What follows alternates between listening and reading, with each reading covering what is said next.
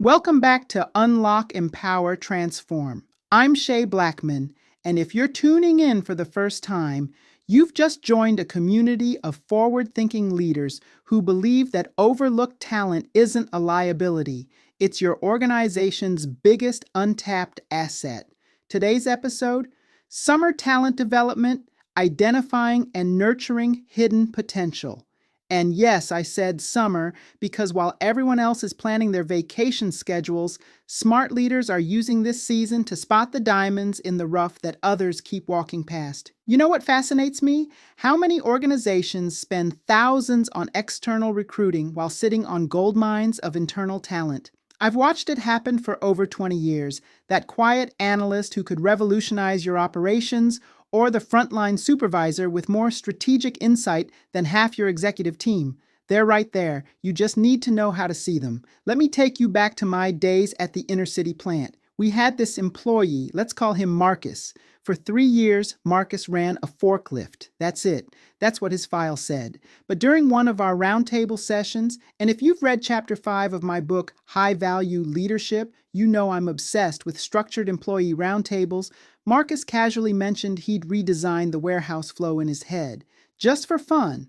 Turns out Marcus had been mentally optimizing our operations for years. Nobody asked, nobody noticed, until we created the space for hidden talent to emerge.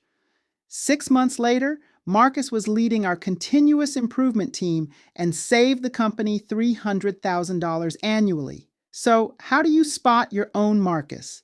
Let me share my three-part framework for identifying overlooked talent. First, look for the problem solvers, not the problem reporters. Everyone can point out what's wrong, but watch for the employees who come with solutions, even small ones. They're showing you leadership potential, even if their title says otherwise. Second, notice who others turn to. Forget the org chart for a minute. When there's a crisis, who do people actually ask for help? That person who everyone seeks out for Excel tips? They might be your next data analytics lead, the one mediating conflicts in the break room.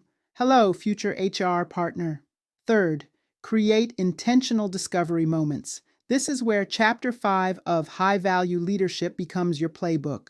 Cross-functional projects, innovation challenges, reverse mentoring programs, these aren't feel-good initiatives. They're talent revelation systems. Now, identifying talent is only half the equation. Nurturing it, that's where most organizations drop the ball spectacularly. And I mean spectacularly.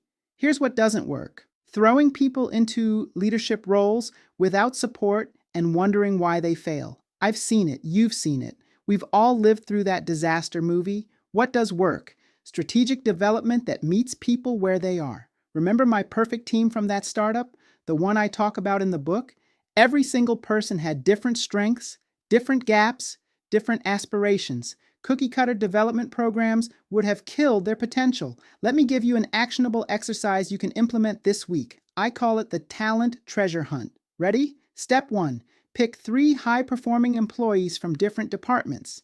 Step 2. Ask them one question. Who in this organization makes your job easier and how? Not who's the best performer, not who has the best credentials, who makes their job easier. Step 3. Create a list of the names that come up repeatedly. These are your hidden influencers. Step 4. Schedule 15-minute coffee chats with each person on that list. Not performance reviews, not job interviews, just conversations about what energizes them at work. I guarantee you'll discover at least one person who's been operating way below their potential. And that discovery, that's where transformation begins. This connects directly to my mission. And if you've been following this podcast, you know I'm passionate about this. Too many organizations define talent through narrow lenses: the right schools, the right communication style, the right network.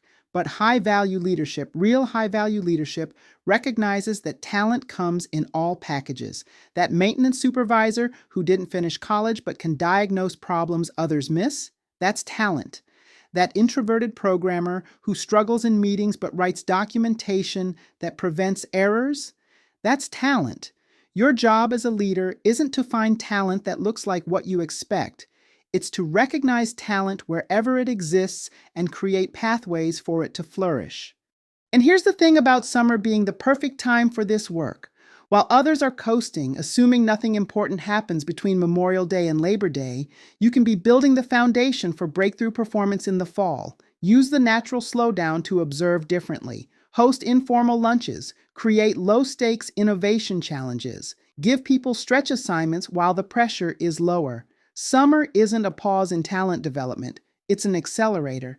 Now, some of you might be thinking, Shay, this sounds great, but I don't have the budget for fancy development programs. Good news. The best talent development doesn't require a massive budget, it requires intention. Pair that high potential individual contributor with a senior leader for monthly conversations. Create peer learning circles where employees teach each other. Use your existing meetings differently. Rotate who presents, who leads, who problem solves. The Shield Resilience Strategy Guide I created, there's an entire section on building learning partnerships that cost nothing but create everything. The link's in the show notes, and trust me, this framework alone will transform how you approach development. Before we wrap up, let me leave you with this. Every organization has hidden talent, every single one. The question isn't whether it exists. The question is whether you'll be the leader who finds it, nurtures it, and unleashes it. Because when you do, when you tap into that overlooked potential, that's when ordinary teams become extraordinary. That's when good companies become great ones. That's when you stop managing human resources and start unleashing human potential. If today's episode resonated with you, I want to hear about it. Download the Shield Resilience Strategy Guide and drop a comment about which section speaks to your current challenges. Are you struggling with talent identification, development planning, creating psychological safety? Let's talk about it and mark your calendars. This Thursday, we're diving into crisis leadership lessons, what the pandemic taught us about resilience. If you thought today was practical, Thursday's episode will be your crisis leadership masterclass.